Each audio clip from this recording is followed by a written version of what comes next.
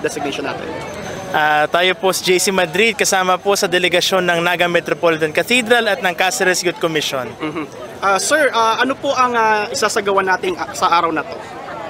Well, andito tayo ngayon para sa trillion peso march dito sa Kabikulan. Alam naman natin na yung trillion peso march sa buong bansa ay ginawa noong September 21. Pero dahil nga noong September 21 ay kapiestahan ng ating mahal na ina Nuestra Señora de Peña Francia, minabuti ng simbahan ng Caritas Cáceres na gawin na lamang sana ito noong September 25. Ngunit dahil sa bagyong Opong ay ginagawa na natin ito ngayong araw, unang araw ng Oktubre. So narito tayo ngayon para ipahayag rin ang mga saloobin ng mga Bicolano kontra sa korupsyon, kontra sa lahat ng nangyari tungkol sa flood control, tungkol sa lahat ng mga ninakaw ng ating mga politiko, mga insertion sa ating national budget at lahat ng forma ng korupsyon na nandito sa ating bayan ngayon.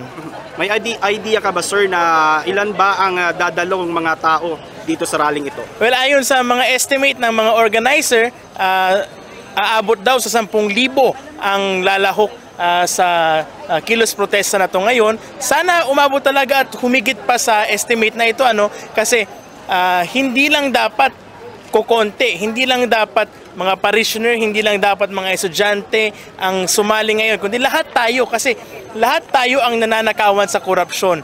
Hindi lang yung mga nagtatrabaho, hindi lang yung mga empleyado ng gobyerno, hindi lang pili, kundi tayong lahat. Kasi lahat naman tayo nagbabayad ng buwis in one way, one form or another. So, marapat lang na marami tayo ngayon, marapat lang na lahat tayo mga Pilipino, lahat tayo mga Bicolano ay magpahayag ng saloobin tungkol sa isyong ito.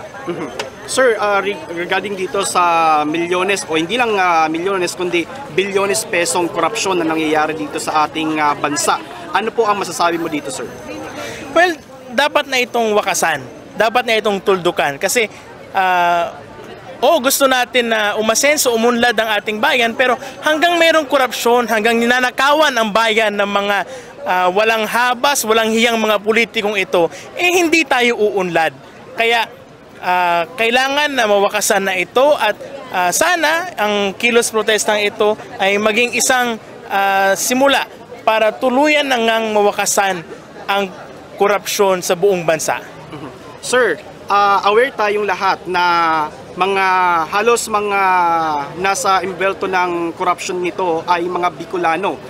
Yun nga ang nakakahiya kasi Bicolano sila pero may devotion sila kay ina, pero isa sila sa mga may pasimuno ng korupsyon, Sabi nila katabang, kasurog. Asan yun? Kung paano sila naging katabang at kasurog ng bawat Bicolano kung ninakawan nila ang mga Bicolano rin? Kaya nakakahiya na mga Bicolano gaya ni Saldico ang involved sa isyong ito. Dapat managot sila, dapat umuwi na siya at harapin niya ang lahat ng mga kasong, lahat ng isyong ipinupukol sa kanya. Kasi nakakahiya, ang bitbit niya, ako Bicol Party List. Para niyang pinahiya ang buong Bicol sa ginagawa niya. Sir, last message natin sa ating mga taong bayan para sa rallying ito. Well, sana tayong lahat na nakikilahok sa rallying ito, tayong lahat na naglalabas ng saloobin ngayon, hindi lang matapos sa rallying ito ang ating pagpapalabas ng sama ng loob hinggil sa korupsyon dito sa ating bayan. Dapat ito lamang ang simula, dapat patuloy tayong maglabas ng ating saloobin hanggang sa ang mga korap ay hindi na natin iboto.